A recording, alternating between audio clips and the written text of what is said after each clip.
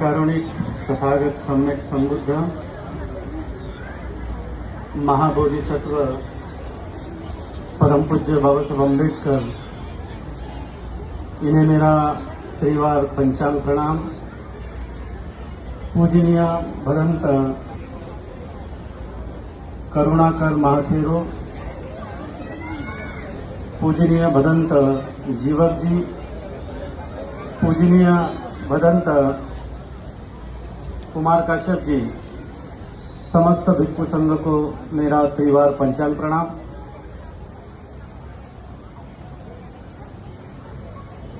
मुझे कान में आकर सूचना मिली है कि भंते जी थोड़ा सा आप टाइम एडजस्ट करना। तो मैंने बोला कितना टाइम एडजस्ट करूं? तो पहले बोले 15 मिनट, मैं बोला क्या बोले? तो फिर बोले 20 मिनट, फिर बोले आधा घंटा। तो मैं समझ सकता हूं पिछले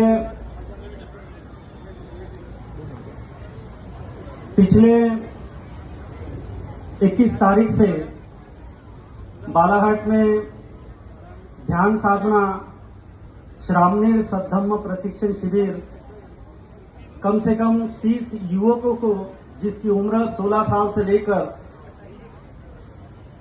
35 साल की उम्र तक जो युवा थे, इन युवाओं को का हमने श्रामणीर सद्धम्म प्रशिक्षण शिविर लिया। उसके पश्चात 29 तारीख से महासमाधि भूमि महाविहार सिंधापुरी पवनी श्रद्धेय पूज्य भदंत संघरत्न मानती जी, इनके माध्यम से, इनके मार्गदर्शन में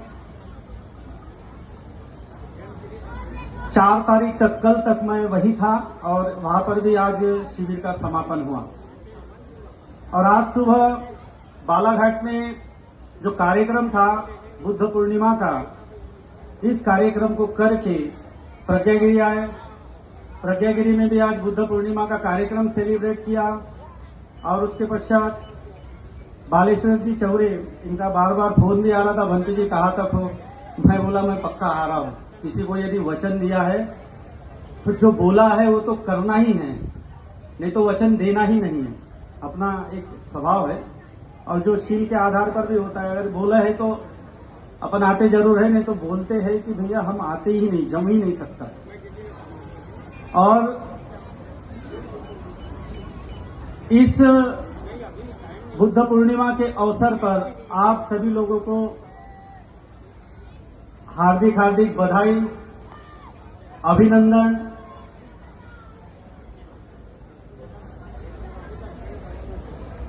मेरे सामने जब मैं यहां आया तो एक समस्या थी और अभी भी वो समस्या मैं देख रहा हूं कि समस्या यह है कि लोग एक तरफ खीर खा रहे हैं और दूसरी तरफ भंते जी प्रवचन भी दे रहे हैं।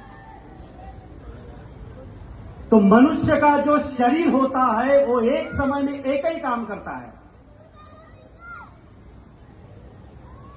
मनुष्य का जो मन होता है वो एक समय में एक ही काम करता है। एक तो आप खीर खा लो, नहीं तो भिक्षुओं का प्रवचन सुन लो, नहीं तो ये दो महाशय बड़बड़ कर रहे हैं, इनका भी सुन लो थोड़ा सा।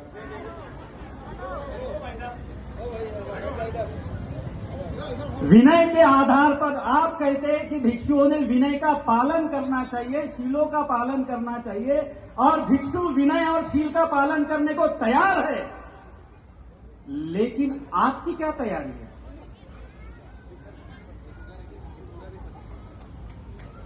आपकी क्या तैयारी है? विनय में अभी भंते जी ने, पूजनीय भदंत जीवक जी ने काफी सुंदर से विस्तार तरीके से, मैं शांत चित्त से उनका संबोधन सुन रहा था। बहुत अच्छी तरह से जो मिलिंद प्रश्न में लिखी हुई बातें हैं वो आप सब लोगों को समझा रहे थे और मुझे लगता है कि आप लोगों को पूरा समझ गया। अब मैं फिर से वही सवाल रिपीट करूंगा तो जवाब में आपके तरफ से वो जो भंती जी ने बताया वो आ जाएगा। सवाल जवाब आएगा? मैं पूछता हूं, भैया आ जाएगा जवाब? नहीं आएगा। इसलिए नहीं आएगा क्योंकि भंते जी प्रवचन कर रहे थे और आप लोग तो यह भी लिखा है विनय में, शील में लिखा हुआ है कि प्रवचन कौन से समय में करना है, प्रवचन किसे देना है, किन लोगों को प्रवचन करना, ये भी विनय में लिखा हुआ है। फिर आप चाहते हैं कि हम लोग विनय का पालन करें? बताइए, आप चाहते हैं कि हम लोग शीलों का पालन करें? बताइए आप, कि आप चाहते हैं कि हम लोग बस ये तो बनते हैं, इनको बुला लो, ऐसा ये प्रवचन दे देंगे, हमारा टाइम पास हो जाएगा, बुद्ध पूर्णिमा का कार्यक्रम हो गया, बहुत बढ़िया, बहुत भीड़ आ गई, कचाकच भर के भीड़ थी और हमने बहुत बढ़िया कैंडल रैली निकाले, बहुत बढ़िया हो गया। दूसरे दिन अपने घर में गए और फिर बोले कल का कार्यक्रम बहुत अच्छा था, चलो ना वो वहां से थोड़ा सा आ जाते मंदिर से थोड़ा सा।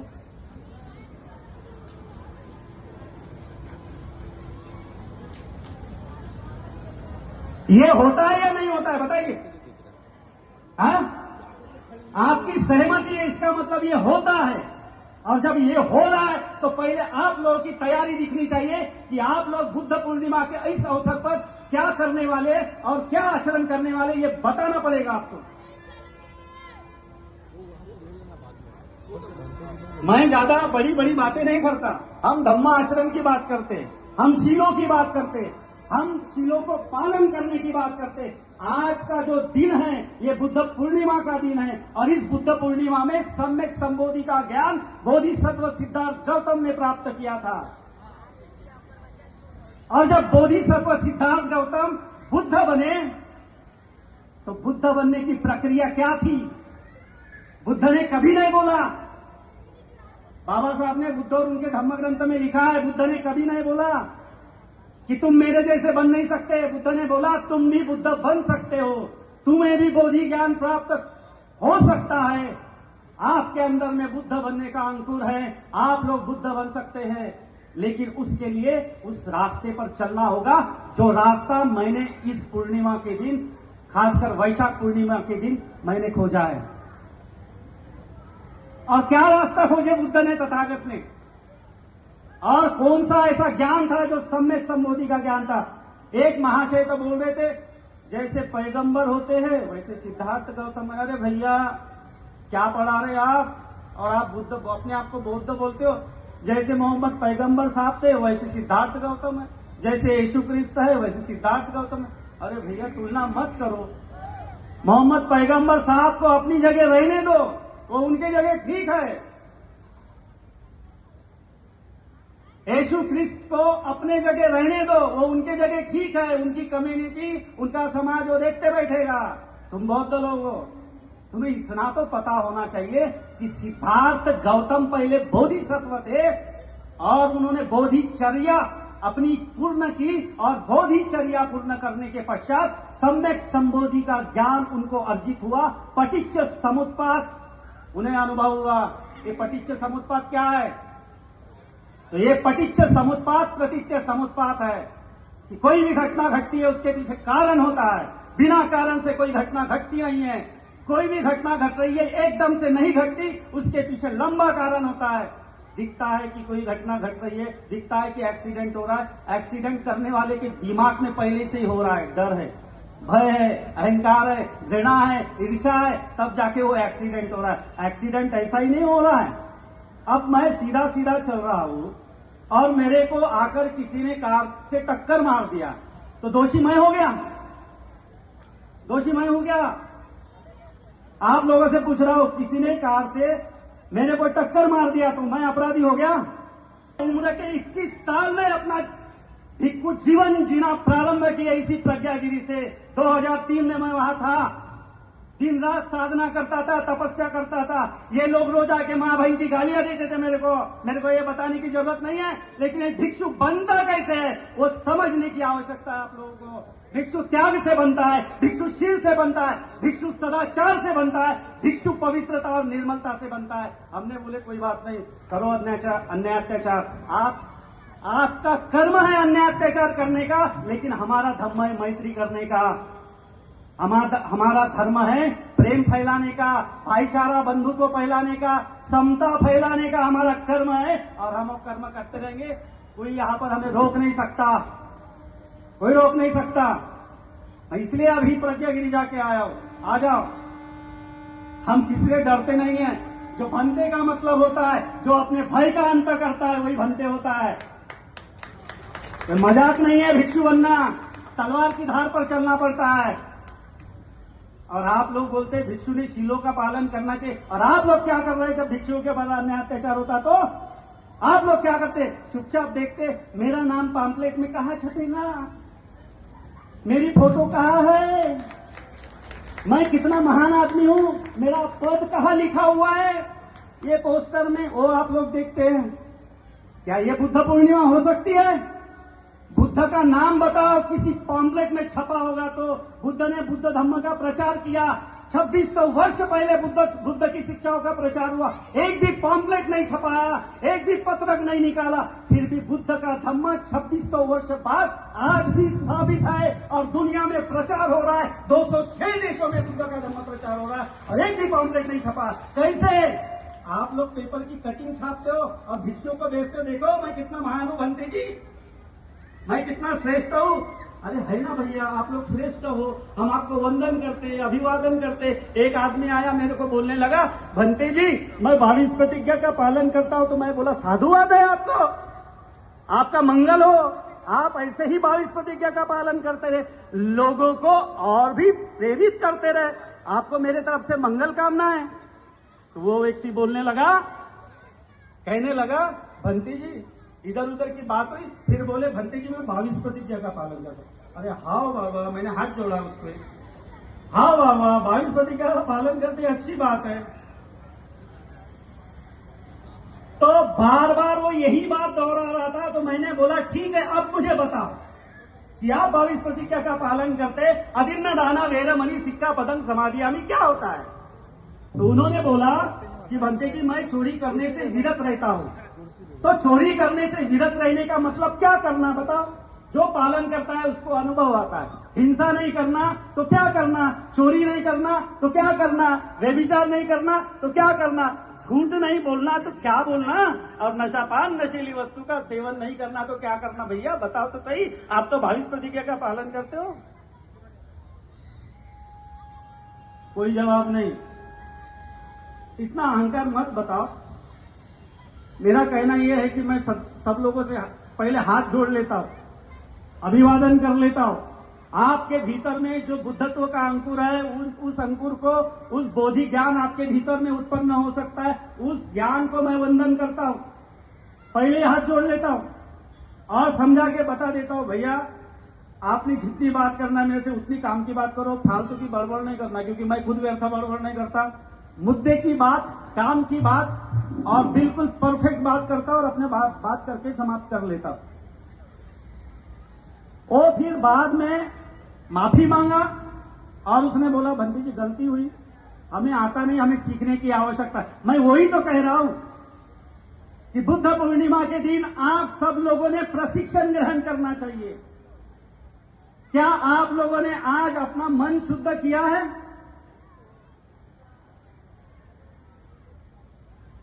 सिद्धार्थ गौतम ने बुद्ध पूर्णिमा के दिन वही काम किया। आप लोग बौद्ध हो कि नहीं हो? आप लोग बौद्ध है या नहीं है? मैं आप सब लोगों से पूछ रहा हूं। इधर बाजू वाले सब माता बहने हैं, सभी भाई बंधु से, माता बहनों से पूछ रहा हूं, आप लोग बौद्ध है या नहीं है? तो क्या आप लोगों ने आज के इस मौके पर, बुद्ध पूर्णिमा के अवसर पर अपना मन शुद्ध किया?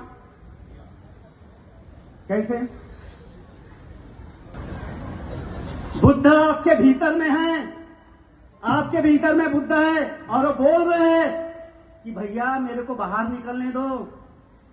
आज ही के दिन यानी वैशाख पूर्णिमा के दिन भगवान बुद्ध का महापरिनिर्वाण हुआ और महापरिनिर्वाण हुआ, आनंद रो रहे थे, आनंद बहुत रो रहे थे और तथागत ने बोला आनंद तुझे रोने की आवश्यकता नहीं है, तुझे रोने की जरूरत नहीं है, तू रो क्यों रहा है? तथागत बोले आप छोड़ के हमें जा रहे इसलिए रो रहे हैं और मैंने तो अभी कुछ सीखा भी नहीं और आप जितने जल्दी हमें छोड़कर कैसे जा सकते?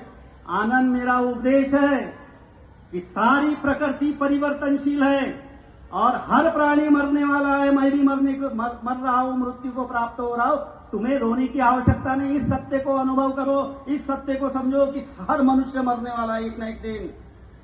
इतना इतना दुखी होने की आवश्यकता नहीं है। तथागत बोले मैं तो कुछ सीखा ही नहीं, और मैं आपसे मैं फिर दोबारा कैसे मिल पाऊंगा। तो आनंद को तथागत ने कहा,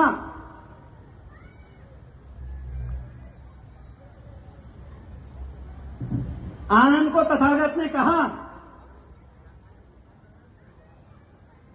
कि आनंद, तू धम्म का पालन कर, तू आचरण कर, तू सबसे बुद्धिमान है। यहां पर जितने भी भिक्खु है इनमें सबसे बुद्धिमान तू ही है, क्योंकि मेरी एक एक गाथा तुझे याद है, तुझे स्मरण है। तू उस गाथा का स्मरण कर और धम्म का आचरण कर।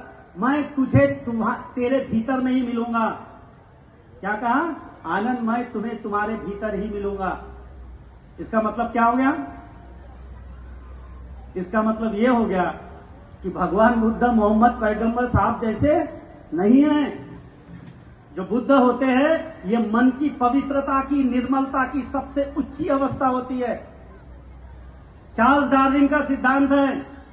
चार्ल्स डार्विन कहते हैं कि 10 लाख वर्ष पहले मनुष्य बंदर था, और जब 10 लाख वर्ष पहले मनुष्य बंदर था तो 10 लाख वर्ष बाद उस बंदर का विकास होकर जो बंदर था, जो जानवर था, वो मनुष्य बना। ये बंदर से तो मनुष्य तक का जो सफर है ये विकास की प्रक्रिया का सफर है। शरीर पूर्णतया विकास हो चुका है, अब किस चीज का विकास होना बाकी है? किस चीज का विकास होना बाकी है? तो बैठे कुछ लोग पीछे भी है, उन लोगों ने जवाब दिया कि शरीर का तो पूर्णतया विकास हो चुका है, अब बुद्धि का विकास होना बाकी है। किस चीज का? बुद्धि का विकास। और जिस मनुष्य ने अपने बुद्धि का 100% विकास कर लिया उसे बुद्ध कहते हैं। और फिर इस आधार पर क्या बाबा साहब बुद्ध नहीं है? फिर कैसे बोलते कि बाबा साहब बुद्ध नहीं? मैं प्रमाणित कर दे सकता हूं, बुद्ध के भीतर 9 गुण होते हैं। बुद्ध को जैसे शक्कर को कैसे पहचानेंगे आप लोग? शक्कर को कैसे पहचानेंगे? नीम को कैसे पहचानेंगे? यूरिया को कैसे पहचानेंगे? नमक को कैसे पहचानेंगे? उसके गुणों से ना। ठीक वैसे ही जो बुद्ध पुरुष होते हैं उसके गुणों को गुणों से पहचाना जाता है। और बुद्ध के जो 9 गुण हैं वो 9 गुण बाबा साहब में पाए जाते हैं, इसलिए बाबा साहब बुद्ध पुरुष है। इसलिए आप लोगों ने इस बुद्ध पूर्णिमा को मनाना चाहिए। सामान्य बात नहीं है, पढ़ना पड़ता, अध्ययन करना पड़ता, अनुभव करना पड़ता, आचरण करना पड़ता कि मेरे जीवन में बुद्ध ने बोला है। मेरे गुरु ने मुझे बहुत बार बार एक ही चीज की ट्रेनिंग दी है कि बोले तू भिक्खु का क्यों बना है।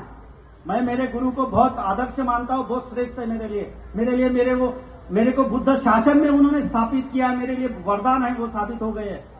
क्योंकि जो मार्ग मुझे मिला है, जो अनुभूति उत्पन्न होती है, हर एक दिन मैं रोज एक सीखता हूं, हर एक नई बात सीखता हूं। मैं कोई भिक्खु बनकर, आप लोग मुझे धम्म गुरु बोल रहे, आप लोगों को साधुवाद है, लेकिन मैं गुरु नहीं हूं। मैं विद्यार्थी हूं। भिक्षु बनकर मुझे 20 साल हो गए, लेकिन मैं स्टूडेंट हूं। हर दिन मैं सीखते रहता हूं, रोज नई नई बातें जो है अनुभूति होती है वो अनुभव सीखते रहता हूं।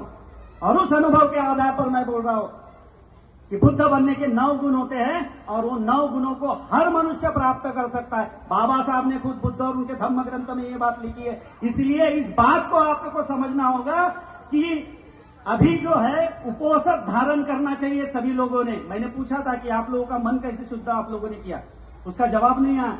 तो मन शुद्ध होता है उपोषण धारण करने से। कैसे होता है? उपास नहीं, उपास नहीं, ये उपास जो शब्द है ये उपोषण से आया हुआ है।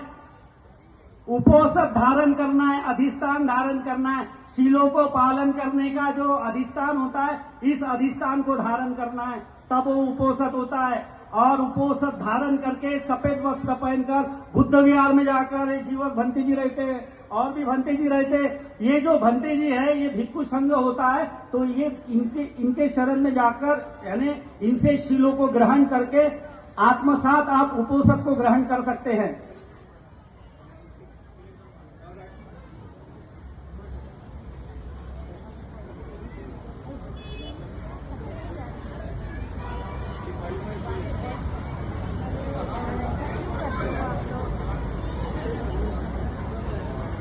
अब मैं बोल दूं क्या? कुछ बोलूं क्या? बोलूं तो बीच में ऐसा डिस्टर्ब होगा तो मैं नहीं बोल सकता।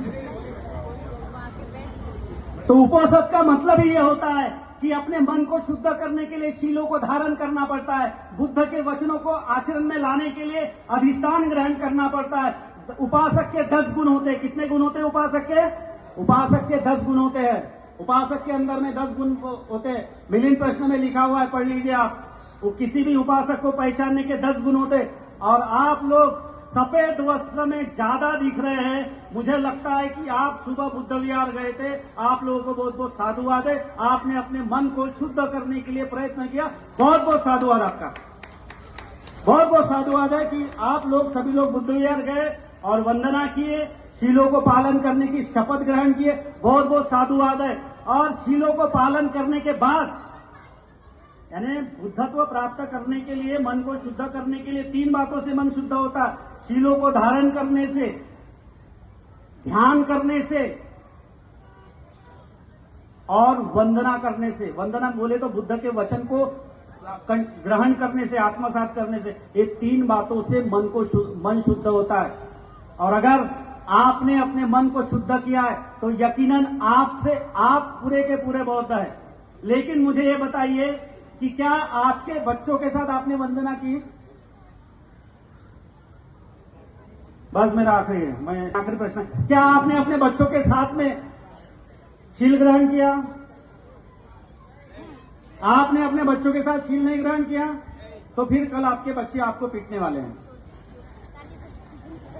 आपके बच्चे आपका अपमान करने वाले, ये बात लिख लो। क्योंकि अगर बच्चों को आपने धम्म के संस्कार नहीं दिए तो बच्चा घर से बाहर भगा देगा आपको और बोलेगा तुमने कोई ऐसा नहीं किया पैदा करके। ये सेंटेंस बोलते हैं अक्सर। आज की पीढ़ी तो यही बोलती है कि कोई ऐसा नहीं किया हमको जन्म देकर। इसीलिए सभी लोगों ने इस बात का ख्याल रखे कि बच्चों को संस्कार देना चाहिए। और बच्चों को संस्कार देने के लिए शीलों को धारण करना जरूरी है। आप अपने बच्चों को शीलवान बनाना चाहते या नहीं बनाना चाहते? जब आप अपने बच्चों को शीलवान बनाना चाहते तो सबसे पहले आपको शीलवान बनना पड़ेगा। और जब आप शीलवान बनेंगे तभी आपके बच्चे शीलवान बन सकते। वो नहीं बन सकते भी आप छुप छुप के शराब पियोगे और बोलोगे कि आपका बच्चा शीलवान बने। आप जैसे छुप छुप के शराब पीते हो पुरुष वर्ग, वैसे आपके बच्चे भी आपको छुप छुप के तंबाकू और गुटखा और सिगारेट और बीड़ी वगैरह खींचते होंगे, आपको पता भी नहीं है। इसलिए मैं आचरण की बात कर रहा हूं। बाकी सामाजिक दृष्टि से और भंते जी है भी वो जबरदस्त है। तो इसलिए एक जैसी बात नहीं होनी चाहिए, अलग अलग होनी चाहिए। सबका प्रवचन अलग अलग रहे तो आपको भी सुनने में थोड़ा आनंद आएगा। और एक अंतिम में विनंती आप लोगों से निवेदन करता हूं, रिक्वेस्ट ये करता हूं, विनंती ये है, निवेदन ये है आप सभी लोगों को कि अगली बार से इस पूर्णिमा को तो आपने अपने कबूल किया है कि अपने बच्चों के साथ में आपने शीलों को धारण नहीं किया, उपोषद को धारण नहीं किया बच्चों के साथ में, बच्चों को साथ में लेकर विहार नहीं गए। लेकिन अगली बार आप लोग बुद्ध विहार सुबह जाएंगे, अपने बच्चों को लेकर जाएंगे, चाहे बुद्ध पूर्णिमा के बाद में आषाढ़ी पूर्णिमा हो, चाहे फिर उसमें 6 दिसंबर हो, कोई भी अपना जो उत्सव आता है, बौद्धों का जो उत्सव आता है, मैं त्योहार शब्द नहीं बोलता, त्योहार बोले तो उसकी हार होती है। त्योहार यानी उसकी हार यानी कौन? हमारी हार। तो हमारी कोई हार नहीं, हमारा उत्सव है। इसलिए मैं आपसे संकल्प चाहता हूं कि आप लोग जब भी कभी बुद्ध विहार जाए तो बच्चों को साथ में लेके जा। बोलिए कौन कौन ले जाने को तैयार है? चलो बहुत बहुत साधुवाद है। और आप लोग जो है बहुत अच्छे लोग हैं और आप लोगों ने मेरी बात शांत चित्त से सुनी। आज तक के मेरे भिक्षु जीवन का मैंने जो पुण्य प्राप्त किया है वो पुण्य आप सभी लोगों को प्राप्त हो। सभी लोग बुद्ध बने, सभी लोग बोधिसत्व बने, बाबा साहब के बताए हुए मार्ग पर चले। जय भीम, नमो बुद्धाय।